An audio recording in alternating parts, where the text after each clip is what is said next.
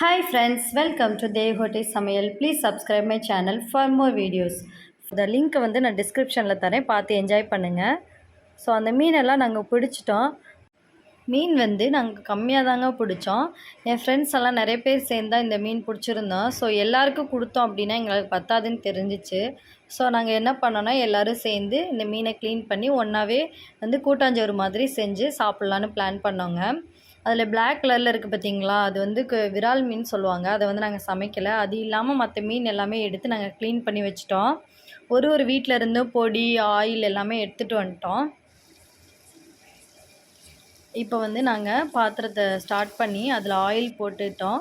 Next வந்து வெந்தயம் சேர்த்து பச்சை மிளகாய் வெங்காயம் எல்லாமே எடுத்து ஆட் பண்ணிட்டோம்.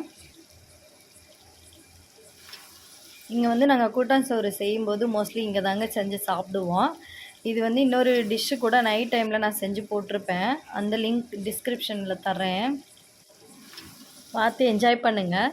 கூட்டாஞ்சோறு மோஸ்ட்லி செய்யும்போது என்ன பண்ணுவோன்னா எல்லார் வீட்டிலேருந்தும் கொஞ்சம் கொஞ்சமாக ரைஸ் எடுத்துப்போம். அதே மாதிரி என்னென்ன வெஜிடபிள்ஸ் வேணுமோ எல்லார் வீட்டிலேருந்தும் வந்து எடுத்து நாங்கள் செய்வோங்க. ஸோ அந்த மாதிரி நாங்கள் பண்ணாமல் இந்த டைம் வந்து நாங்கள் வெளியில் கடையிலேருந்து எல்லாமே வாங்கிட்டோம். பட் மீன் வந்து நமக்கு ஆற்றுல கிடச்சதுனால அது வந்து நாங்கள் ஃப்ரீயாகவே கிடச்சிருச்சு எங்களுக்கு. ஸோ அதை நாங்கள் ட்ரை பண்ணி பார்க்கலாம் அப்படின்னு சொல்லிட்டு நாங்கள் சமைச்சிட்ருக்கோம். பாருங்கள், தக்காளி சேர்த்தாச்சு. தக்காளி நல்லா வதங்கினதுக்கப்புறம் கருவேப்பிலை கொத்தமல்லி எல்லாமே எங்கள் ஊரில் வந்து செடிகளில் இருக்கும். ஸோ கருவேப்பிலையெல்லாம் நாங்கள் செடியிலேருந்தே டைரெக்டாக பறிச்சது தான். ஸோ அதெல்லாம் ஆட் பண்ணிட்டோங்க. இப்போ நல்லா மிக்ஸ் பண்ணிகிட்டே இருக்கலாம்.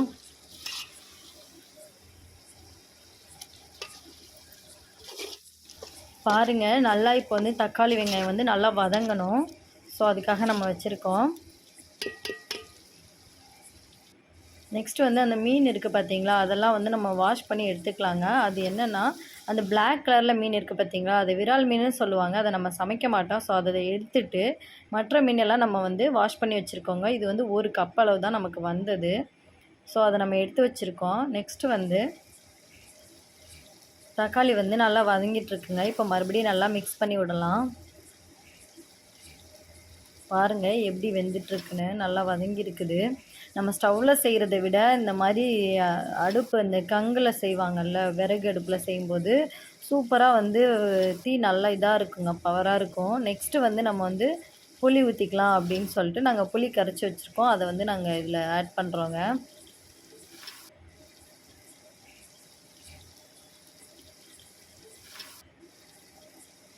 இந்த புளி வந்து நம்ம ஆட் பண்ணியாச்சு.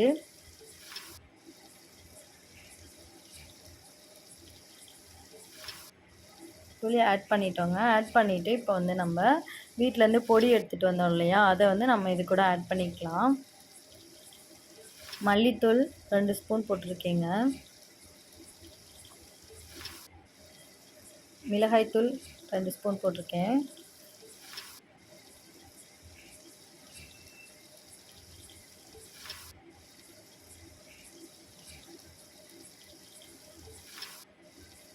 சால்ட் 1 ஸ்பூன் அளவு போட்டிருக்கேங்க. போட்டு நல்லா மிக்ஸ் பண்ணி விடலாம். இந்த மாதிரி மண் பாத்திரத்தில் இந்த மாதிரி விறகு அடுப்பு வச்சு செஞ்சாவே சூப்பராக டேஸ்ட்டாக தண்ணி டேஸ்ட்டாக இருக்குங்க. ஸோ உங்களுக்கு இந்த மாதிரி ஏதாவது ஒரு பிளேஸ் கிடச்சிச்சின்னா ட்ரை பண்ணி பாருங்கள், எப்படி இருக்குன்னு, அந்த ஃபீல் எப்படி இருக்குன்னு ட்ரை பண்ணி பாருங்கள். இப்போ நல்லா வந்து நம்ம மிக்ஸ் பண்ணியாச்சு. இப்போ வந்து குழம்பு வந்து நல்லா கொதிக்கணுங்க. அது வரைக்கும் வந்து நம்ம மிக்ஸ் பண்ணிட்டே இருக்கலாம். பொடி எதாவது பத்தலைன்னா நாங்கள் லேட்டாக ஆட் பண்ணியிருக்கோம். பாருங்கள் எப்படி வந்து பொங்கிட்டுருக்குன்னு. இப்போ வந்து நல்லா கொதிக்க போகுது. நாங்கள் தீ அப்போ கொஞ்சம் நேரம் மறந்துட்டோம், அதுக்குள்ளே அது கம்மியாயிடுச்சு.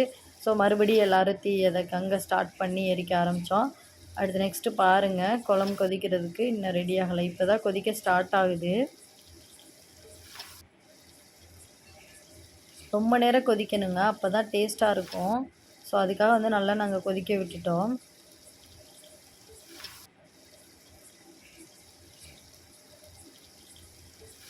கொஞ்சம் என்னோடய பக்கத்தில் இந்த குட்டீஸுங்களும் என் ஃபோனை வாங்கி வீடியோ எடுத்தாங்க. அதனால ஒரு சில வீடியோஸ் வந்து கொஞ்சம் கிளியராக இருக்காது. கொஞ்சம் ஷேக் பண்ணி எடுத்திருப்பாங்க. பட் வீடியோ ஃபுல்லாக எடுக்கணும்னு ஆசைப்பட்டு தான் எடுத்தோம். பாருங்கள் குழம்பு சூப்பராக கொதிச்சிச்சுங்க. இப்போ வந்து நம்ம ஃபிஷ்ஷை வந்து ஆட் பண்ணலாம். இது குட்டி குட்டி ஃபிஷ்ஷாக இருக்குங்க. ஐரெல்லாம் நிறைய கிடச்சிது எங்களுக்கு. ஐர மீனுன்றதே ரொம்ப ரேராக தான் எங்களுக்கு கிடைக்கும். அது இந்த வருஷம் நல்லா கிடச்சிருந்துச்சி. பட் நெக்ஸ்ட்டு வந்து ரொம்ப நிறைய வந்துச்சுன்னா அந்த மாதிரி டைமில் நான் இன்னும் நிறைய வீடியோஸ் போடுறேங்க. இது வந்து கம்மியாக தான் கிடச்சிது. ஆனால் மீன் வந்து நாங்கள் கம்மியாக தான் பிடிச்சோம். எங்களுக்கு பிடிக்க வராததுனால நாங்கள் கம்மியாக தான் பிடிச்சிட்டு வந்தோம். ஸோ பாருங்கள், அது பார்க்கும்போதே எவ்வளோ சூப்பராக இருக்குன்னு. மீன் போட்டதுமே நம்ம வந்து நல்லா வேக வைக்கணும். ஆற்று மீன், குளத்து மீன் அந்த மாதிரிலாம் இருந்துச்சுன்னா கொஞ்சம் நேரம் எக்ஸ்ட்ராவே நம்ம வைக்கணுங்க. ஸோ பாருங்கள், மறுபடியும் நல்லா கொதிச்சிருச்சு.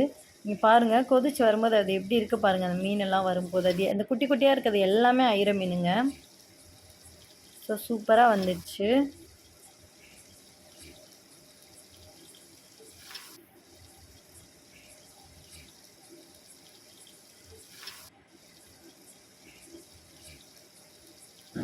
இந்த மண் பாத்திரத்தில் சமைச்சாவே சூப்பரான ஒரு ஸ்மெல் வருங்க.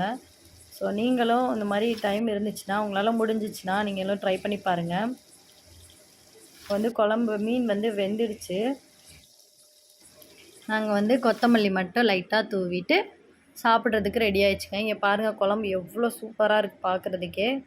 சாப்பிடும்போது உண்மையாகவே செம்மையாக இருந்ததுங்க. இங்கே பாருங்கள், ஐர மீன் தான் நான் கையில் எடுத்து வச்சுருக்கேன். சூப்பராக இருந்துச்சுங்க. நாங்கள் எல்லோரும் குரூப்பாக சாப்பிட்டோம். பட் ஒரு வேளையில் மட்டும்தான் நான் வீடியோ எடுத்தேன். இந்த வீடியோ உங்களுக்கு பிடிச்சுன்னா நான் மறக்காமல் நம்ம சேனலை சப்ஸ்கிரைப் பண்ணிக்கோங்க. பெல் ஐக்கானை கிளிக் பண்ணிக்கோங்க. தேங்க்யூ.